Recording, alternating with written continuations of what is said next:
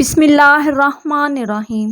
المومنین حضرت عائشہ صدیقہ رضی اللہ تعالی عنہا فرماتی ہیں کہ ایک مرتبہ نبی کریم صلی اللہ علیہ وآلہ وسلم اور میرے درمیان کچھ بات ہو گئی تو نبی کریم صلی اللہ علیہ وآلہ وسلم نے فرمایا، تم ہمارے درمیان کس کو حاکم بناؤ گی؟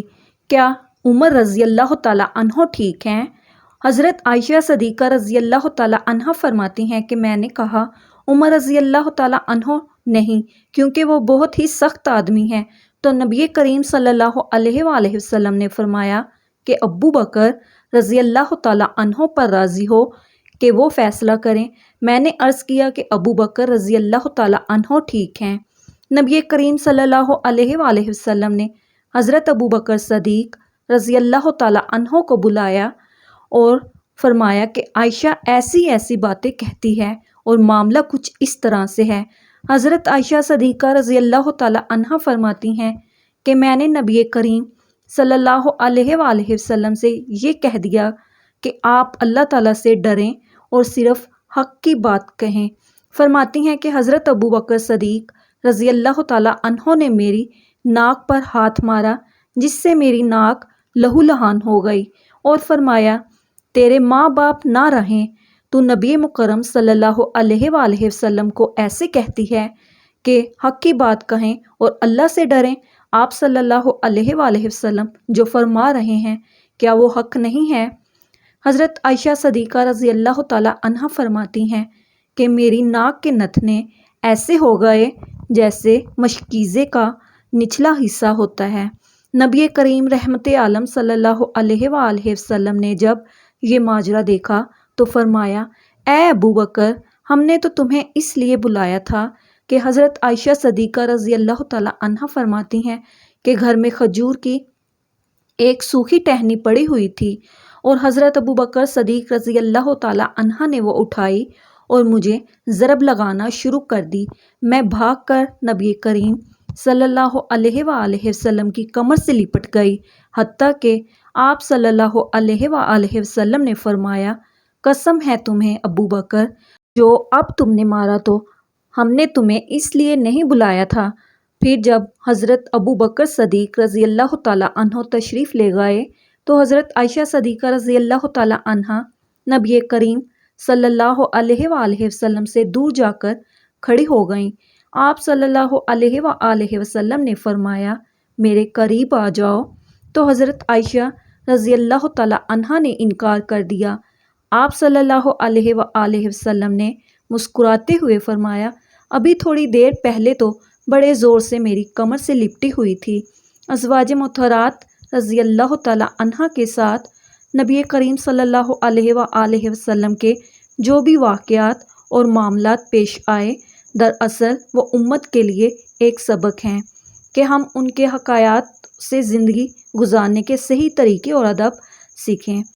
سیدہ عائشہ صدیقہ رضی اللہ تعالی عنہ بنت ابو بکر رسول اللہ صلی اللہ علیہ وآلہ وسلم کی زوجہ محترمہ ہیں۔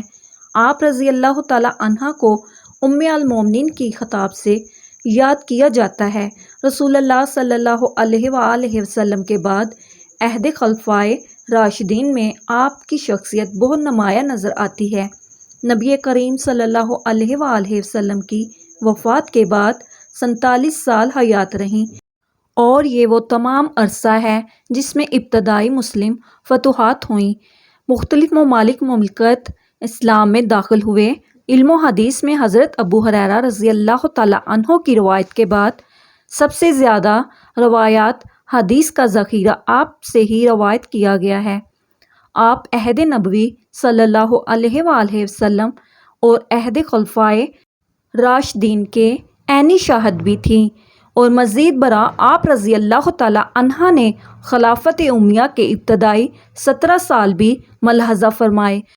سن 678 میں آپ رضی اللہ تعالی عنہ کا انتقال مدینہ میں ہوا۔ آپ کے مناقب فضائل کثیر ہیں، جن سے آپ رضی اللہ تعالی عنہ کی عظمت و شان جلالت مسلم خواتین پر نمایاں ہے۔ آپ رضی اللہ تعالی عنہ رسول اللہ صلی اللہ علیہ وآلہ وسلم کی وفات کے بعد 47 سال حیات رہیں۔ حضرت امیر معاویہ رضی اللہ تعالیٰ عنہ کی خلافت کے اب آخر سال، حضرت عائشہ رضی اللہ تعالیٰ عنہ کی حیات مبارک کے آخری سال سن 58 ہجری بمطابق 678 میں جب آپ رضی اللہ تعالیٰ عنہ کی عمر 67 سال کے قریب تھی کہ ماہ رمضان 58 ہجری جولائی 678 میں علیل ہو گئیں اور چند روز تک علیل رہیں۔ کوئی حال پوچھتا تو فرماتی اچھی ہوں۔ جب آپ رضی اللہ تعالیٰ عنہ کی وفات کا وقت قریب آیا تو فرمانے لگی، کاش میں پیدا ہی نہ ہوئی ہوتی، کاش میں ایک درخت ہوتی کہ اللہ کی پاکی میں رطب السا رہتی اور پوری طرح اپنی ذمہ داری سے سبکدوش ہو جاتی، کاش میں مٹی کا ایک ٹیلا ہوتی، کاش اللہ تعالیٰ مجھے پیدا ہی نہ فرماتا، کاش میں زمین کی بوٹیوں میں سے کوئی بوٹی ہوتی اور قابل ذکر شے نہ ہوتی۔ عیسیٰ بن دینار کہتے ہیں کہ میں نے ابو جعفر رضی اللہ تعالیٰ عنہ سے پوچھا کہ ان تمناؤں سے کیا مراد ہے؟ کہنے لگے، ام المومنین ان تمناؤں سے دعا میں توبہ کا وسیلہ اختیار فرما رہی تھی۔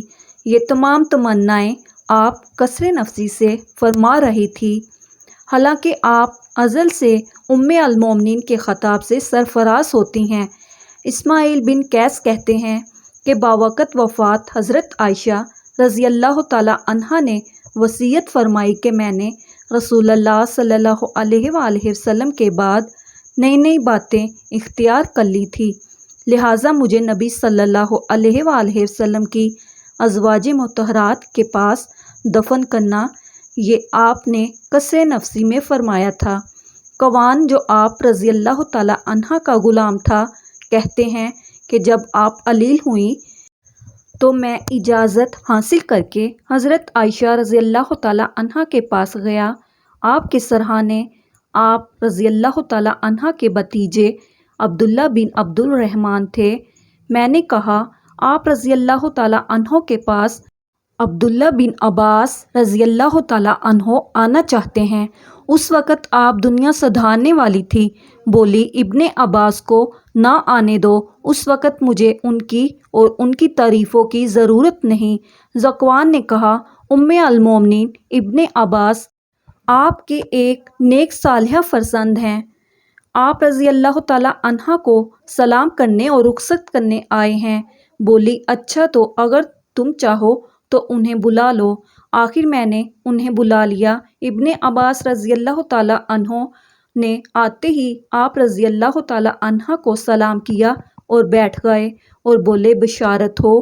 بولی، کس چیز کی؟ کہنے لگے، اس کی جو آپ رضی اللہ تعالیٰ عنہ کے اور محمد مصطفیٰ صلی اللہ علیہ وآلہ وسلم کی اور دیگر احباب کی ملاقات کے درمیان میں ہے۔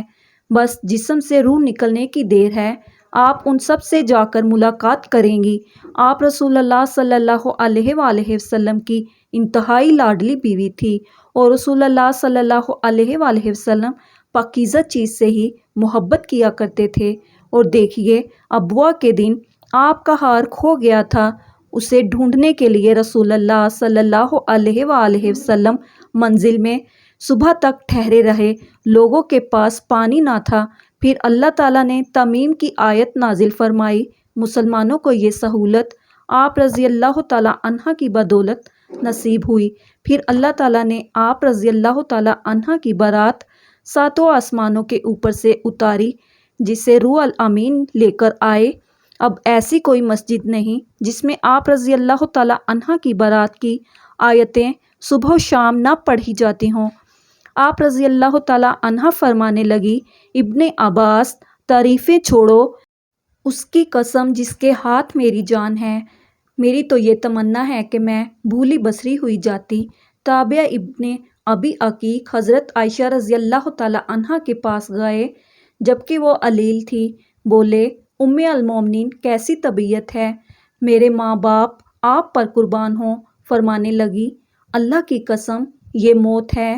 عبید بن ابی تابی کہتے ہیں کہ آپ رضی اللہ تعالیٰ عنہ نے وصیت فرمائی کہ میرے جنازے کے پیچھے آگ لے کر نہ جانا اور میری میت پر سرخ مخملی چادر نہ بچھانا۔ اپنے غلام ذکوان کو آزاد کرنے کی وصیت کی تھی۔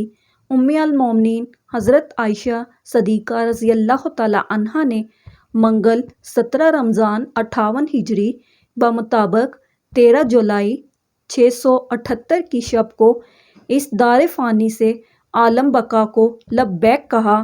آپ رضی اللہ تعالیٰ عنہ کی وفات کی خبر اچانک ہی تمام مدینہ منورہ میں پھیل گئی اور انصار مدینہ اپنے گھروں سے نکل آئے۔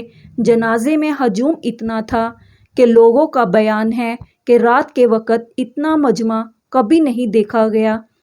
بعض عورتوں کا عصر دہام دیکھ کر روزے عید کے ہجوم کا گمان گزرتا تھا۔ آپ رضی اللہ تعالیٰ عنہ کی مدت حیات شمسی سال کے اعتبار سے 64 سال اور قمری سال کے اعتبار سے 66 سال 11 ماہ تھی۔ آپ کا نماز جنازہ ابو ہریرہ رضی اللہ تعالیٰ عنہ نے پڑھائی اور آپ کی تجہیز و تدفین شب میں ہی عمل میں آئی۔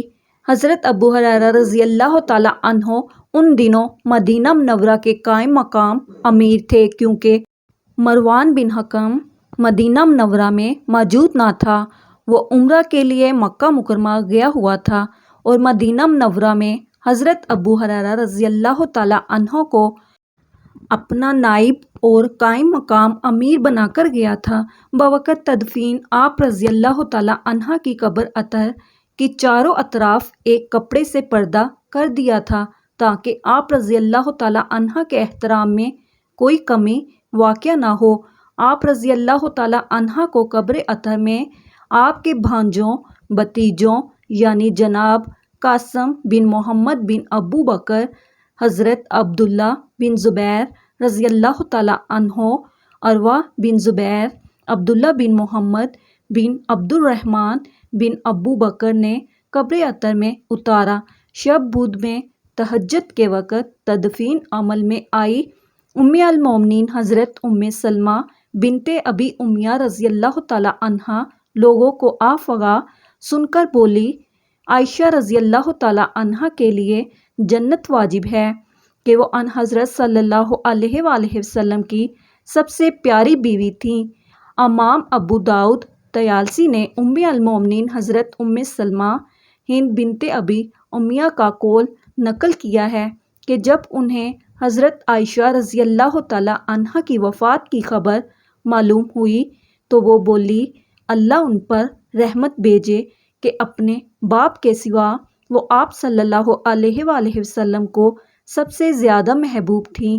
عبید بن امیر تابعی کہتے ہیں کہ ایک شخص نے میرے والد سے پوچھا، لوگوں نے ام المومنین کا کیا غم کیا؟ بولے، آپ رضی اللہ تعالیٰ عنہ کی وفات پر ہر وہ غمگین تھا جس کی آپ ماں تھی۔ یا اللہ ہم سب کے گناہوں کو معاف فرما اور صحابہ کرام کے نقش قدم پر چلنے کی توفیق عطا فرما اور اپنی رحمت کا سایہ ہم پر نصیب فرما، آمین